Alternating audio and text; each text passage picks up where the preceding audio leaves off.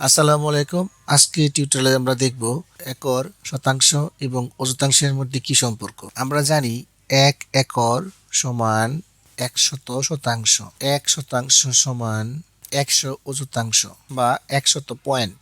আমরা গ্রাম বাংলায় সাধারণত যখন জমি পরিমাপ করতে যাই তখন যদি জমির পরিমাণ আসে 62.73 শতক বা শতাংশ এরকম যদি আসে, তখন আমাদের আমিনরা বলে কি 0.73 শতককে এরা 73 পয়েন্ট বলে দেয়, অর্থাৎ ওরা 100 পয়েন্টকে 1 শতক ধরে। আধুনিক খতিয়ান এবং পর্সায় আমরা যেটা দেখি সেটা হলো 1.3257 এই ধরনের একটা সংখ্যা থাকে। তাহলে এইখানে এইটা হতেছে একরের ঘর, এটা হতেছে একরের ঘর, আর এটাকে আমরা দেখে বলি শতাংশের ঘর, আর এই দুটা ঘরকে আমরা বলি অযুতাংশের ঘর। এটাকে যদি আমরা পড়ি তাহলে পড়তে হবে 1 একর 32 শতাংশ 57 অযুতাংশ।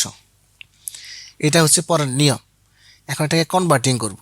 যেমন একরকে যদি আমরা শতাংশে কনভার্ট করি তাহলে এখানে আমরা কি পাইতেছি 1.3257 এ পূরণ দিতে হবে এই 100 দ্বারা। আমরা যেহেতু জানি 1 একর সমান 100, কাজে এটাকে শতাংশে দিতে হলে এখন আমাকে 100 দ্বারা পূরণ দিতে হবে। ক্যালকুলেটরে লিখি 1.3257 পূরণ 100।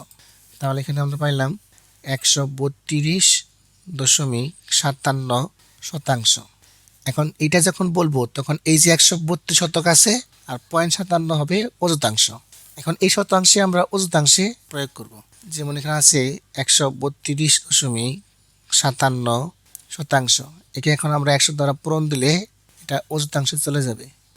আবার এখানে আমরা পূরণ দেব 100 দ্বারা, তাহলে এখানে পাইতেছি আমরা, তাহলে এটা এখানে বলবো 13,257 অযুতাংশ। তো এইভাবেই একর এবং শতাংশের মধ্যে পার্থক্য নির্ণয় করা যায়। এখন যদি উল্টা আসি যে এই অযুতাংশকে শতাংশে নিতে হবে, অংশকে যদি আমরা শতাংশে নেই তার সূত্রটা কিন্তু অন্যরকম হবে। কারণ আমরা জানি 100 অযুতাংশে হয় 1 শতাংশ, আর এখানে আমরা নেব অযুতাংশ থেকে শতাংশ, তাহলে অযুতাংশকে আমাদের ভাগ দিতে হবে 100 দ্বারা।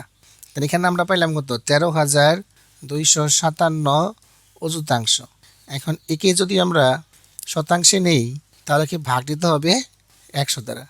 ভাগ দিলে পাবো 132.57 শতক বা শতাংশ। আবার এই 132.57 শতাংশকে যদি আমরা একরে নিতে চাই তাহলে এটাকে আবার ভাগ দিতে হবে 100 দ্বারা। এখানে আমরা পাবো 1.3257 একর। এটাই হচ্ছে একর, শতাংশ এবং অযুতাংশের মধ্যে পার্থক্য। এখন দেখব 1 পয়েন্টে কত বর্গ ফুট হয় এবং 1 পয়েন্ট জমিকে যদি আমরা স্কোয়ার করি, অর্থাৎ এরকম যদি করি তাহলে এদিকে কত, এদিকে কত, এদিকে কত, এদিকে কত ফুট হবে সেই হিসাবটা করব। আমরা জানি 1 শতক সমান 435.6 বর্গ ফুট। এখন 1 শতক সমান হইতেছে 100 পয়েন্টের সমান। তাহলে 1 শতক সমান 100 পয়েন্ট। 1 শতক সমান যদি 100 পয়েন্ট হয় তাহলে এই 100 পয়েন্ট সমান 435.6 বর্গ ফুট লেখা যাবে। 100 পয়েন্ট সমান 435.6 বর্গ ফুট। সুতরাং 1 পয়েন্ট সমান 435.6কে আমরা ভাগ দেব 100 দ্বারা। 435.6 ভাগ 100, তাহলে ভাগ দিলে পাই 4.356 ফুট বর্গ ফুট।